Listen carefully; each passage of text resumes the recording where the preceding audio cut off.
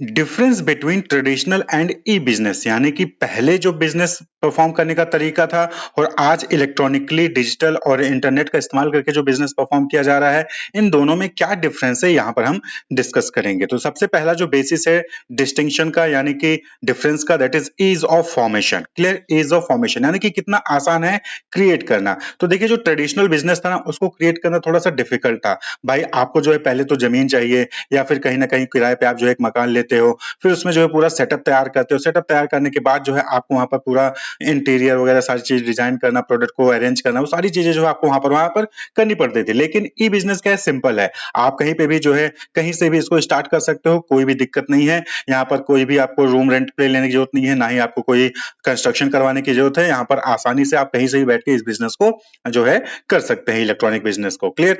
Next बात कर लें फिजिकल प्रेजेंस की। तो ट्रेडिशनल बिजनेस के केस में फिजिकल प्रेजेंस की रिक्वायरमेंट होती है, यानी कि कहीं ना कहीं आपका ऑफिस, कहीं ना कहीं आपका दुकान या फिर जो है प्लांट होना चाहिए। लेकिन ई बिजनेस के केस में ऐसा नहीं है, आप कहीं से भी इसको परफॉर्म कर सकते हो। यहाँ पर जो है कहीं पे भी आपका ऑफिस या फिर जो है सेटअप होने की जरूरत नहीं है। जैसे कि क्लाउड किचन में बात कर लिए, तो आप अपने घर के अंदर ही जो है क्लाउड किचन को स्टार्ट कर सकते हैं। क्लियर। इसी तरीके से अगला जो डिफरेंस है दैट इज लोकेशनल रिक्वायरमेंट के बेसिस पे। तो proximity to the source of raw material और the market of the product. तो ट्रेडिशनल बिजनेस के केस में क्या है कि जो आपका शॉप है या फिर जो आपका ऑफिस से प्लांट है, वो या तो जहां पर रॉ मटेरियल मिल रहा है वहां पर हो, या फिर जहां पर आप अपना प्रोडक्ट सेल कर रहे हो वहां के आसपास में हो। प्रॉक्सिमिटी यानी नजदीक में होनी चाहिए। तो जहां पर आपका रॉ मटेरियल मिल रहा है वहां पे हो, या फिर जो मार्केट है जहां पर आपका प्रोडक्ट जो है सेल होना है वहां के आसपास आपका जो है वो शॉप होना चाहिए। लेकिन ई बिजनेस के केस में ऐसी रिक्वायरमेंट नहीं है, आप कहीं से भी जो है अपने बिजनेस को परफॉर्म कर सकते हैं। क्लियर।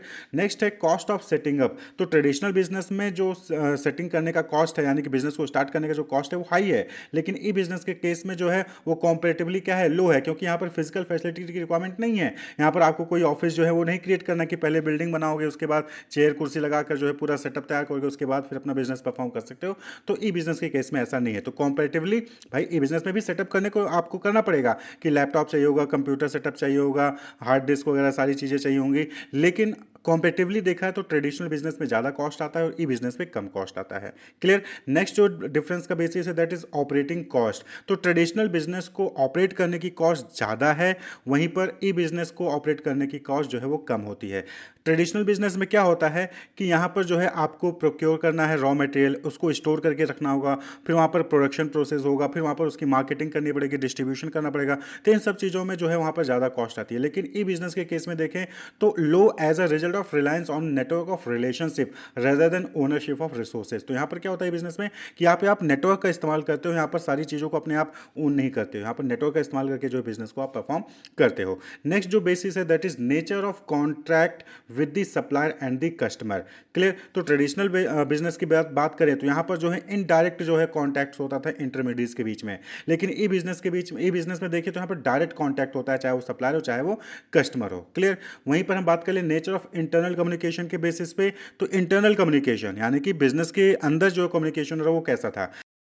तो ट्रेडिशनल बिजनेस में क्या होगा, हायरार्किकल होता है ट्रेडिशनल बिजनेस, यानी कि जो टॉप मैनेजमेंट है वो मिडिल मैनेजमेंट से बात करता है, मिडिल मैनेजमेंट जो है वो लोअर लेवल से बात करता है, लोअर लेवल जो है वो सुपरवाइजर से या फिर जो वर्कमैन है उनसे बात करता है। क्लियर। तो हायरार्की में जो है वहां पर कम्युनिकेशन होता है। लेकिन ई बिजनेस में क्या है, यहाँ पर नॉन हायरार्किकल है, यानी कि यहाँ पर सभी जो है directly, horizontally, vertically, diagonally communication जो है यहाँ पर होता है, यानी कि कोई किसी से भी कम्युनिकेट कर सकता है। यहाँ पर कोई हायरार्की नहीं फॉलो करनी है कि आपको पहले अपने बॉस से ही बात करनी है फिर वो अपने बॉस से बात करेगा, ऐसा नहीं है। आप डायरेक्टली जो है ओनर से जाके बात कर सकते हो ई बिजनेस के केस में। लेकिन ट्रेडिशनल बिजनेस में ऐसा नहीं होता है, आप अपने बॉस से बात करोगे, बॉस फिर आप अपने बॉस से बात करेगा, तो वहां पर जो हायरार्की फॉलो होता है। क्लियर।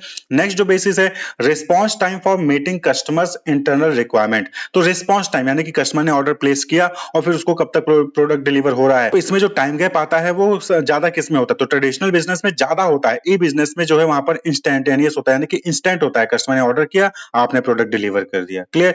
तो रिस्पांस टाइम ट्रेडिशनल बिजनेस के केस में समय लगता है as per comparative to E business. Clear. E business instant है, वहां पर साइमल्टेनियसली डिफरेंट वर्क जो है परफॉर्म किए जा रहे होते हैं। लेकिन ट्रेडिशनल बिजनेस में क्या है कि वहां पर जो है आपको वेट करना पड़ता है प्रोडक्ट को डिलीवर करने में। ऑर्डर करने और प्रोडक्ट डिलीवरी में टाइम गैप होता है।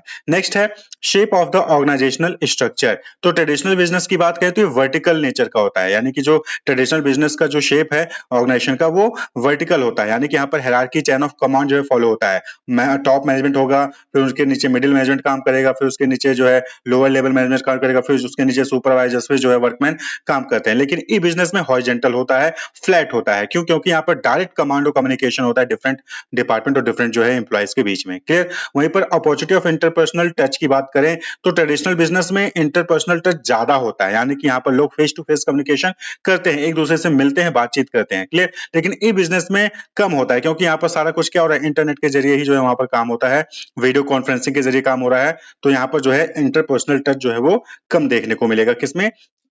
ई बिजनेस के केस में। क्लियर?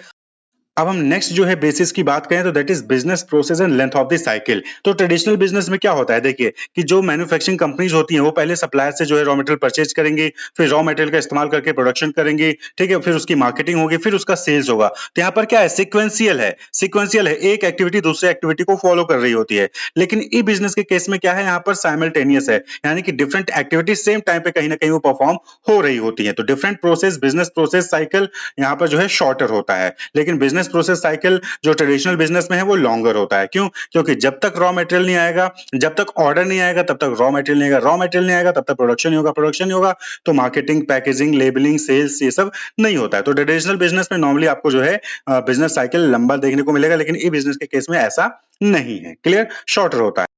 वहीं पर जो नेक्स्ट बेसिस है डिफरेंस का that is opportunity for physical pre sampling of the product, यानी कि प्रोडक्ट को परचेज करने से पहले आप उस प्रोडक्ट का सैंपल या फिर उस प्रोडक्ट को चेक कर सकते हो। तो ट्रेडिशनल बिजनेस के केस में मच मोर, यानी कि यहाँ पर आप जो है पर्सनली उस प्रोडक्ट को परचेज करने से पहले उसका सैंपल चेक कर सकते हो, लेकिन ई बिजनेस के केस में कम होता है, क्योंकि ई बिजनेस क्या इलेक्ट्रॉनिकली है, आपके सामने हाथ में कोई प्रोडक्ट नहीं होता, आप ऑनलाइन इंटरनेट के जरिए प्रोडक्ट को परचेज कर रहे होते हो, तो वहां पर सैंपल आप कहां से देख पाओगे। लेकिन जब आप शॉप पे जाके जो है किसी प्रोडक्ट को परचेज करते हो तो पहले आप जो है उसका सैंपल देख सकते हो। मोबाइल लेने जाते हो तो पहले डमी मोबाइल आप देखते हो कि मोबाइल में क्या-क्या फंक्शंस हैं, क्या-क्या चीजें हैं, कैसा स्क्रीन है, वो सारी चीजें आप चेक कर सकते हो। लेकिन ई बिजनेस के केस में आप नहीं कर सकते हो। क्लियर? लेस है। लेकिन जो डिजिटेबल प्रोडक्ट्स होते हैं जैसे कि कोई म्यूजिक हो गया, बुक हो गया, जर्नल हो गया, सॉफ्टवेयर हो गया, वीडियोस हो गए, तो उनका सैंपल आप चेक कर सकते हो। तो डिजिटल प्रोडक्ट का जो है आप सैंपल चेक कर सकते हो ई बिजनेस के केस में, लेकिन बाकी प्रोडक्ट्स का सैंपल आप चेक नहीं कर सकते हो। लेकिन ट्रेडिशनल बिजनेस में आप सभी चीज का जो है वहां पर सैंपल चेक कर सकते हो। Ease of going global, global जाने में किसका रास्ता आसान होता है? ट्रेडिशनल बिजनेस की बात करें तो इनका ग्लोबल जाना टफ होता है। क्यों? क्योंकि भाई आप तो किसी एक लोकेशन पे सिचुएटेड हो ना, तो आप ग्लोबली इतने आसानी से नहीं जा सकते हो। लेकिन ई बिजनेस की बात करें तो भाई ये तो इंटरनेट पे है और इंटरनेट पूरी दुनिया में चल रहा है, तो इंटरनेट है तो ई बिजनेस जो है वो ग्लोबली जो है कभी भी आसानी से पहुंच सकता है, आसानी से एक्सेस कर सकता है। तो much as cyber space is truly without boundaries, यानी कि आप जो है कहीं का भी प्रोडक्ट कहीं से भी परचेज कर सकते हो अगर वो ई बिजनेस प्लेटफॉर्म पे है, लेकिन ट्रेडिशनल बिजनेस के केस में ऐसा नहीं है। क्लियर? नेक्स्ट जो बेसिस है दैट इज गवर्नमेंट पेट्रोनेज। तो देखिए पेट्रोनेज का मतलब होता है संरक्षण। तो गवर्नमेंट किसको सपोर्ट करता है, कहने का मतलब यहाँ पर है। तो ट्रेडिशनल बिजनेस को देखें तो गवर्नमेंट जो है अब इन पे कम फोकस करती है, यानी कि श्रिंकिंग, यानी कि कम हो रहा है। पहले गवर्नमेंट इनको सपोर्ट करती थी डिफरेंट स्कीम के जरिए, लेकिन अब जो है ट्रेडिशनल बिजनेस पे कम और ई बिजनेस पे ज़्यादा वो फोकस कर रही है, क्योंकि आई सेक्टर जो है वो टॉप मोस्ट प्रायोरिटी है गवर्नमेंट की। तो गवर्नमेंट जो है वो आई सेक्टर पर ज़्यादा फोकस कर रही है। तो ऐसे में आई सेक्टर से रिलेटेड जो ई बिजनेस हैं उनको जो है वहाँ पर प्रमोट किया जा रहा है, और जो भी जो ऑर्गेनाइजेशन है जो ई बिजनेस पे फोकस कर रही हैं उनको भी वहाँ पर जो है प्रमोट किया जा रहा है। तो गवर्नमेंट का भी जो है प्रोटेक्शन किसको मिल रहा है, ई बिजनेस को ज़्यादा मिल रहा है। ऐसा नहीं कि ट्रेडिशनल बिजनेस को खत्म कर दिया है, लेकिन ई बिजनेस पे ज़्यादा प्रायोरिटी वहाँ पर उनको दी जा रही है। क्लियर? नेक्स्ट जो बेसिस है डिफरेंस का that is nature of human capital. तो ट्रेडिशनल बिजनेस की बात करें तो यहाँ पर सेमी स्किल्ड या फिर अनस्किल्ड एम्प्लॉयज़ भी चल जाते हैं, लेकिन ई बिजनेस के केस में वहाँ पर प्रोफेशनल और टेक्निकली साउंड जो है एम्प्लॉय वहाँ पर चाहिए होते हैं, जो टेक्निकली क्वालिफाइड हों, जिनके पास कंप्यूटर की नॉलेज हो या फिर सॉफ्टवेयर की नॉलेज हो, वही जो है वहाँ पर कोडिंग की नॉलेज हो, वहीं पे जो है ई बिजनेस वाले सेक्टर में आ सकते हैं। क्लियर? तो ये जो है एक डिफरेंस हो गया। वहीं पर नेक्स्ट जो इंपॉर्टेंट डिफरेंस है दैट इज ट्रांजेक्शन रिस्क।